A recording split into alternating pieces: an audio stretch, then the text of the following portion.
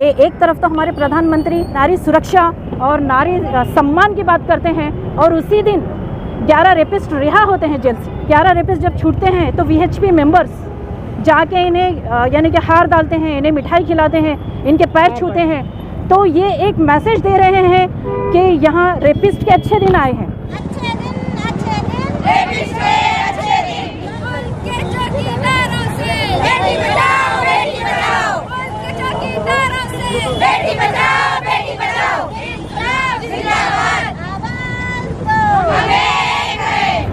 National women front की जानिब से आज हम जगत सर्कल पर एक प्रोटेस्ट कर रहे हैं। हम तमाम लेडीज़ जो है बिल्किस बानो के केस में जो रेपिस्ट रिहा हुए हैं उसके ख़िलाफ़ हमारा यानी कि ये प्रोटेस्ट आज ऑर्गेनाइज़ किया गया है। हम जैसे देखते आए हैं और बहुत ज़्यादा हमने पढ़ा भी है, गुजरात जो दंगे हुए हैं 2002 में, और उसमें एक बहुत बड़ा मामला एक बिल्किस बानो का जो है मशहूर हुआ है। एक गैंग रेप, एक 5 महीने की प्रेग्नेंट औरत, उस पर जो है 11 मेंबर्स जो गैंग रेप करते हैं और उसकी 3 साल बच्ची को कत्ल किया जाता है और उसके 17 फैमिली मेंबर्स में से ऑलमोस्ट 14 फैमिली मेंबर्स को ख़त्म किया जाता है। 5 औरतें उसी की सेम फैमिली की यानी कि गैंग रेप होती हैं। तो ये बहुत ही हवलनाक यानी कि बर्बरियत वाला जो इंसिडेंट्स हुआ है, उसके बाद जो बिल्किस बानो जिन हालात से गुज़रती हैं और एक लॉन्ग बैटल जो लड़ती हैं जस्टिस के लिए, वो बहुत ही यानी कि सराहनीय है।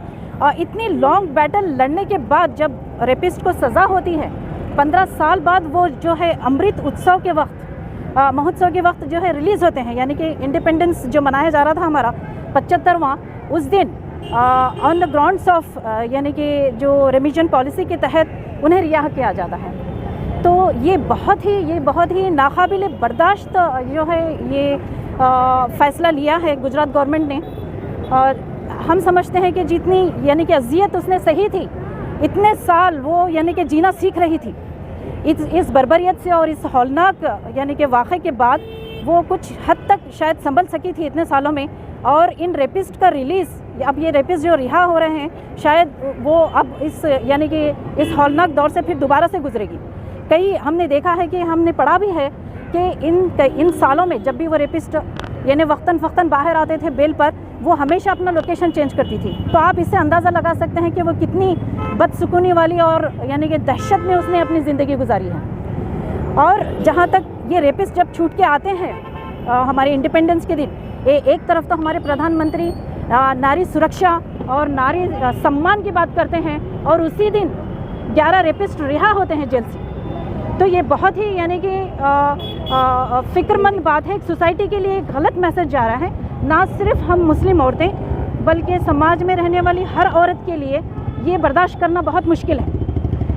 जिस तरह से हम देखते हैं कि 11 रेपिस्ट जब छूटते हैं तो वीएचपी मेंबर्स जाके इन्हें यानी कि हार डालते हैं, इन्हें मिठाई खिलाते हैं, इनके पैर छूते हैं। तो ये एक मैसेज दे रहे हैं कि यहाँ रेपिस्ट के अच्छे दिन आए हैं। रेपिस्ट के यानी कि इन्हें गवर्नमेंट बैकअप मिलेगा, लेकिन एक यानी कि अगर ये डिनाई करते हैं बिल्किस बानो के लिए, ये सिर्फ एक मुस्लिम औरत का मामला नहीं है, ये पूरी सोसाइटी के औरतों के मामला है। तो मैं ये चाहती हूँ, मेरा ये डिमांड है कि इस मामले को सिर्फ मुस्लिम का चश्मा पहन के ना देखा जाए, बल्कि ये औरतों की सेफ्टी का मामला है।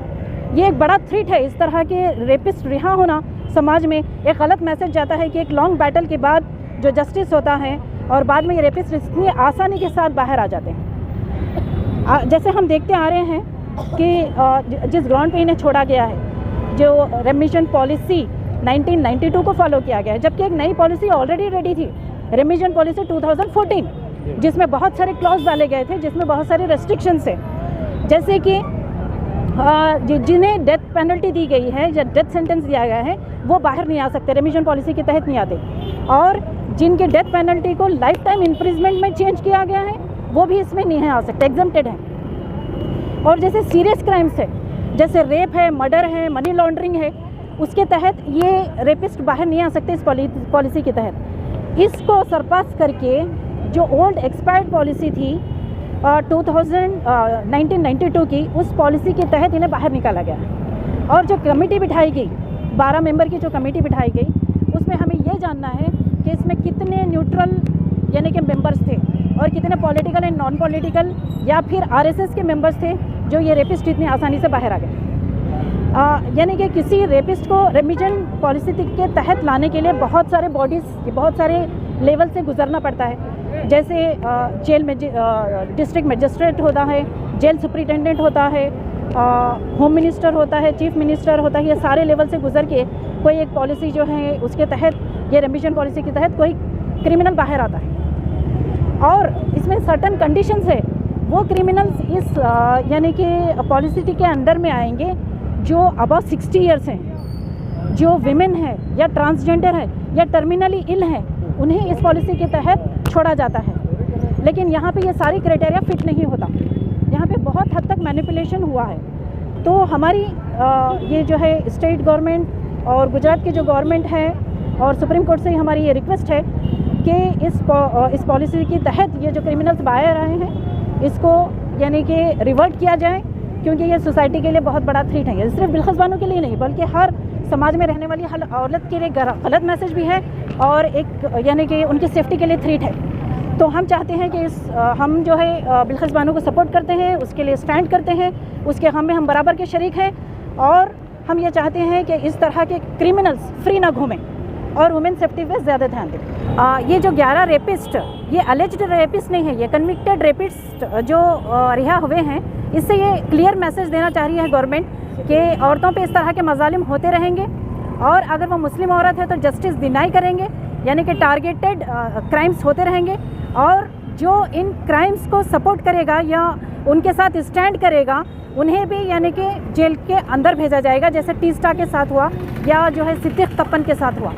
तो हमारी ये डिमांड है कि ना सिर्फ यानी कि सबकी डिमांड को एक्सेप्ट करें बल्कि बिल्किस बानो को भी यानी कि जस्टिस दें और रेपिस्ट को जो है ना फिर से रीअरेस्ट करके जेल भेजा जाए। अस्सलाम वालेकुम रहमतुल्लाहि व बरकातुहू। आज हम वुमेन नेशनल वुमेन फ्रेंड्स की तरफ से ये प्रोटेस्ट रखा इसलिए रखे हुए हैं कि बिल्किस बानो जो 2002 गोधरा कांड में उनका रेप किया गया है और उनकी फैमिली के 14 मेंबर्स को कत्ल कर दिया है, इसके लिए हम जस्टिस फॉर बिल्किस बानो के तहत ये प्रोटेस्ट करे हैं। देखिए आज के देश का माहौल ऐसा हो गया है कि ये दरिंदे आम खास घूम रहे हैं और 15 अगस्त के दिन इतना अच्छा हमारा आज़ादी के दिन इन रेपिस्टों को जो है ना रिहा किया जाता है और उसी वक्त सुबह में जो है ना मोदी जी हमारे देश के प्रधानमंत्री वुमेन एम्पावरमेंट के लिए जो है ना अपनी स्पीच देते हैं कि बेटी के लिए हम ऐसा करेंगे, औरतों के तहफ़्फ़ुज़ के लिए ऐसा करेंगे, इनके एम्पावरमेंट के लिए ऐसा करेंगे। लेकिन ये इम्प्लीमेंट कहाँ तक दिखता है, कहाँ तक नज़र आता है? फिर शाम आते आते ये फैसला सुना दिया जाता है कि जो बिल्किस बानो एक दर्दनाक वाक़या से गुजर चुकी हैं, उनके रेपिस्टों को 11 रेपिस्टों को जो है ना रिहा किया जाता है। मैं इस मुल्क की औरतों से पूछना चाहूँगी कि ये इंसाफ है? हमारे मुल्क में इंसाफ है? इंसाफ होगा? हम ये आने वाले दिनों में क्या हम इंसाफ की उम्मीद कर सकते हैं इस गवर्नमेंट से और इस अदालत से, जुडिशरी से? ये सवाल है, ये सवाल मेरी एक का नहीं, हमारी पूरी जो बहनें जो देश में हैं उनका सवाल है। ये एक बिल्किस बानो का किस्सा नहीं, ये जो गोधरा कांड में 2002 में है, ऐसी हमारी कई बहनें हैं जो इस वाक़या दर्दनाक वाक़या से गुजर चुकी हैं। लेकिन ये एक वाक़या आज मीडिया में वायरल हो रहा है, इसलिए मैं उन हमारी बहनों से पूछना चाहती हूँ जो जिंदा दिल हैं, क्या इस वाक़े को सुनकर हमारी रूह काँप नहीं जाती? हमारी रूहें काँप नहीं जाती? लेकिन हम सोए हुए हैं और जो मर गए हैं वो तो औरतें जो है ना उनको जो है ना फूल पहनाकर, हार पहनाकर उनका तिलककार करती हैं। वो भी एक बेटी हैं, वो भी एक बहन हैं। वो समझ लें अगर किसी की बहन बेटियों को इस तरह से जुल्म तकलीफ़ देने के बाद आपको खुशी महसूस होती है तो बहुत शर्मिंदगी की बात है। ना आप इंसान हैं, ना आप में इंसानियत बाकी है। तो हम ये मुल्क से, गवर्नमेंट से कंडम करते हैं कि वो जो रेपिस्टों को रिहा किया गया है उनको जो है ना जल्द से जल्द उन्हें अरेस्ट करें और बिल्किस बानो को जो है इंसाफ दिलाए, जस्टिस दिलाए। देखिए आज मुल्क का हर जर्रे में जो है ना खौफ पैदा हो गया है। हमारी बहन बेटियां एक आज़ादी के तौर पर हम घर से बाहर नहीं निकल सकती। ना जाने कब हमारी बहन के साथ हादसा हो जाए, हमारी माँ के साथ हादसा हो जाए, ये हम महसूस कर सकते हैं। तो हमारी औरतें आज जो गाफिल हो चुकी हैं वो अवेयरनेस में आएँ और अपनी आवाज़ बुलंद करें। मैं उनसे यही इल्तिजा करती हूँ कि हर एक इंसान इसके लिए, बिल्किस बानो के लिए नहीं बल्कि हर उस औरत के लिए आवाज़ उठाएं जो इस जुल्म का शिकार हो रही है। सोचिए उस बिल्किस बानो पे क्या गुजरी होंगी जो 20 साल पहले वो वाक़या उनके आंखों के सामने उनको माँ का कत्ल किया जाता है, उनके माँ का रेप किया जाता है। एक 3 साल मासूम बच्ची जो किसी का कुछ नहीं बिगाड़ी है, लेकिन उसका जो है ना रेप करके कत्ल किया जाता है। तो आज हमारा माहौल और हमारा देश किस तरफ जा रहा है? हिंदूवादी, मुसलमान, क्रिश्चियन, बुद्ध, ये सब हमें लेकर बैठ गए हैं, लेकिन हमारे मुसलमान और हिंदू बहनें सब मिलकर हम लोग ये देश को एक जमहूरियत मुल्क बनाते हैं। हम यहाँ पर एक जमहूरियत और सेकुलरिज्म देश है हमारा, लेकिन हम क्या कर रहे हैं? हिंदू मुस्लिम करके जो है ना आज हमारी बहू बेटियों को हम तहफ़्फ़ुज़ देने में नाकाम रह रहे हैं। क्यों? ये हमारी नाकामी है। जो औरतें उन लोगों को बढ़ावा दे रही हैं, उन्हें शर्म आना चाहिए कि ऐसे रेपिस्टों को वो सज़ा देने की कोशिश करें, ना कि तिलक करके उनके आरती करें। हाँ, ये मेरा डिमांड है और गुजरात गवर्नमेंट से और हमारी सेंट्रल गवर्नमेंट से मैं डिमांड करती हूँ और इस बात की कंडेम करती हूँ कि उन रेपिस्टों को जल्द से जल्द जो है ना सज़ा दे दी जाए। और एक मैं चंद अल्फाज के साथ, अशार के अल्फाज के साथ, हमारी जो बहनें यहाँ पर ठहरी हुई हैं, ये एक बिल्किस बानो का दर्द नहीं है, मुल्क की हर लड़की का दर्द है। आए ग़ज़वे दाग हरा न देना, कातिल को छुड़ा न देना, ज़िंदगी मौजज़ा मैं ज़िंदा हूँ लेकिन हक़ को मार दिया है।